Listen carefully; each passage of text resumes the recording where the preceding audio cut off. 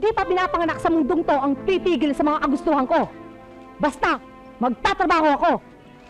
Kung gusto mo ikaw ang tumigil sa pagtatrabaho mo, tsaka isa pa, huwag mo ako sinisigawan, ha? Hoy! Babaeng may tattoo.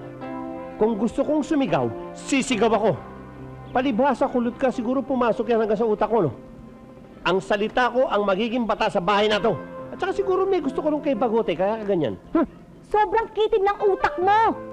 Pati ba naman yung pagmamalasakit ng tao pinaghihinalaan mo? Ikaw, tumigil ka nga dyan sa mga katatakol mo, ha? Para kang babae, nakakaya sa mga kapitbahay natin, oh. Nay, Tay! Huwag na po kayo mag-away. Matulog na lang po tayo. Baka po dumanak ang dugo dito eh. Mga bata, mabuti pa lumabas muna kayo, no? Sige na, mag-uusap lang kami Halika ng na. nanay. Halika na.